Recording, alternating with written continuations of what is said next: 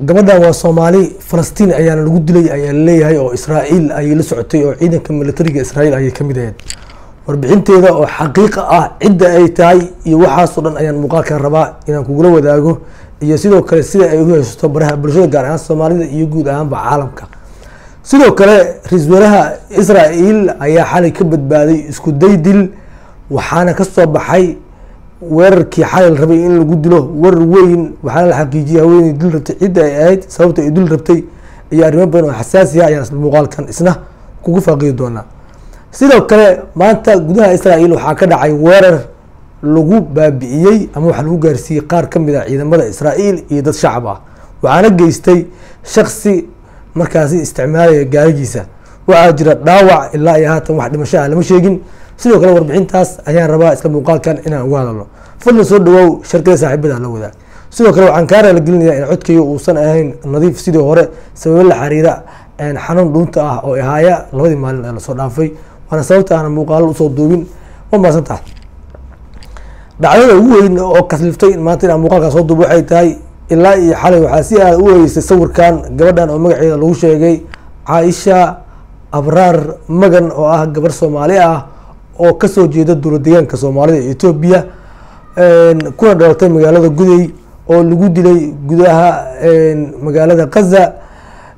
gabadhaas oo la sheegay inay ka dagaalameysay ciidamada Israa'iil oo ay kamid ahayd ciidamada gumeystaha Israa'iil oo ay baabi'ineysay shacabka masaakiinta ah ee Falastiin waxaa si aad ah baraha bulshada ugu faafinayay dhalinyaro caan ah oo isticmaala social media waxayna markaasi sheegayeen gabadhan inay tahay gabar Soomaaliyeed Caaisha Abraar Magan la yiraahdo oo ay ku dhalatay magaalada Guday ama kasoo jeedo Guday waxaan ku baratay jaamacadda Addis Ababa kadibna ay kamid tahay 3,000 oo askar Soomaalida Itoobiya ama Soomaalida kilka shanaad ee kamid ah ciidamada Itoobiya baaris dheer marka waan sameynay waxaan ogaanay gabadhan magaceeda horta inuu yahay Caaisha Abraham Magan Abraham waa gabar Soomaali ah waa gabar Itoobiyaan ah waxaan isku haystaa inay tahay Oromo iyo inay tahay Amxaaro waxaa la sheegay inay Itoobiya kasoo jeedo oo ina tahay Yuhuudda Itoobiya degan oo yani loo qaado dhinacaasi iyo Yuhuudda askartaasna kamid dabcan kuwa badanna waa jiraan Yuhuudda waxay digtaa Itoobiya waxay digtaa Iran waxay digtaa Carab badan sida Yemen waxay digtaa Ciraaq Suuriya wadamo badan ay digtaa Yuhuuddaas ayay kamid ahayd waxba kama jiraan in gabar Soomaaliyeed ay dagaalkaas ka qayb qaadatay laguna dilay haddaba maxaa keena marka in Soomaaliya loo soo jeediyo waxaa jirto dhalinyaro Soomaaliyeed oo qaarkood calmaaniyiin ay yihiin qaarkood ay yihiin gaalo oo aad u nacib carabta Soomaalidana kala dagaalama inay markasta isku diraan carabta waxay xitaa ku tilmaamayaan gabadhan nimanka dilay oo ah Falastiiniyiinta inay yihiin dad argagixisa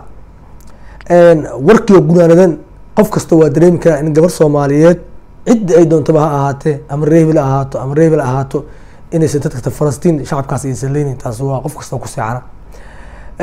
taas marka sidaas ku ogaada inaysan waxba ka jirin waxyaabaha baraha bulshada dhex marayo gabadhan Soomaali maahan waa Itoobiyaan ahaato Amxaaro ama ha ahaato Oromo dabcan gabar Itoobiyaan ah oo ciidamada Israa'iil kamid ahayd halkaas ayna ku dileen weerar ay sameynayeen ciidamada Xamaas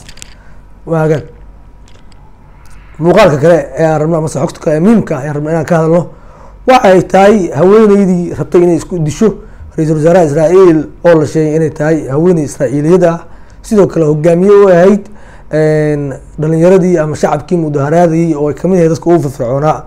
nacaybka saa'idka ah loo qaaday ra'iisul wasaaraha Israa'iilna ay number 1 ka ahayd qorshadeeduna oo ahaa in ay bam ku disho haweeneyda waxaa la sheegay inay kaaga dhaweyd eriyada ay degan yihiin qoyska madaxtooyada ama qoyska ra'iisul wasaaraha waxaa la sheegay in sirdoonka gudaha Israa'iil ee shabak ay heleen xogta kadibna ay soo qabteen waxaa gurigeeda loogu tagay bambaanooyin iyo waxyaabo kale oo loo isticmaalo walxaha qarxa waxayna sheegtay in ra'iisul wasaaraha ay rabtay inay ku disho waxaa la baaray inay xiriir leedahay cadowga dibadda sida Israa'iil sida Iran iyo ku kale ee carabta ay kamid tahay Falastiin oo iyagu yaqaanaan cadow oo laga yaabo inay dili karaan Netanyahu waxaan la ogaaday wax xiriir haba yaraatee inay isla lahayn ay kamid tahay shacabka reer Israa'iil ceebka daran u qaaday ra'iisul wasaaraha Israa'iil ee Netanyahu haddaba sababta dilkiisa keenta maxay tahay waxaa la sheegay in xubno kamid ah qoyskeeda oo askar ahaa ay ku jiraan dadka la haystayaasha ee maxaabiista u ah falastiiniyiinta amase xamaas. waxaa la sheegay inay kamid ahayd dadka ay wax ku gaareen weeraradii iiraan qoyskeeda. culeysyadaas marka waxay aaminsan yihiin in ra-iisul wasaaraha israa'iil uu sabab u ahaa, marka nacayb halkaasi ka dhashay asarkiisuna uu ahaa inay aamineen ra-iisul wasaaraha amase netanyahu iyo dadka ku hareereysan in dhalinyaradoodii ay u dirayaan rag halaag ah oo yacni halis badan oo inta guryahoodii loogu geeyey ay qaarna qabanayaan qaarna dilayaan. shacabka israa'iilna inta badan aaminsan yihiin, ma jecla falastiiniyiinta, laakiin haddana ma ogola in dadkooda halkaasi la geeyo. markasta waxay u walaaleeyaan in askar aan ahayn israa'iiliyiin la sameeyo sida imaaraadka iyo qatar oo kaleeto, kuwa laga keenay mataqaana asia ama africa la askareeyo, kuwaas dagaalka la geliyo. marka ma ogola dhalinyaradooda dagaalka ay ku dhintaan, haddana waxay rabaan inay dadka xasuuqaan. yani nacayb asarkiisu halkaas kasoo jeedo oo ay u qabto ra-iisul wasaaraha netanyahu ayay rabtay inay u disho. marka weerarkaasi waa uu fashilmay, gacanta ayaa lagu dhigay, baaristun waa socotaa. wararka hordhaca ee soo baxaya waxay sheegayaan calaa kulli xaal inay tahay naag israa'iiliyad dhalad ah oo aan kamid ahayn dadka gadaal laga keenay, dadka wadamada kale ku nool, sadoon aysan la shaqeynin, dibadda aysan wax xiriir la lahayn, balse ay ku jirto dadka hogaaminaya kacdoonka ka dhanka ah ra-iisul wasaaraha. qorshaheeduna uu ahaa in ra-iisul wasaaraha ay disho. waxaa sidoo kale la ogaaday inay qeyb ka ahayd xubnihii weeraray gurigii netanyahu intii uu socdo dagaalkii iiraan oo loogu galay qoyska ra-iisul wasaaraha, guri ku yaal dhulka hoostiisa oo amnigiisa aada loo ilaaliyo. sidoo kalena lagu waxyeeleeyey wiil uu dhalay ra-iisul wasaare netanyahu, sidaad muuqaalkaanba ka arkaysaan. sidoo kale weerar lagu adeegsaday ama loo isticmaalo gaari ayaa ka dhacay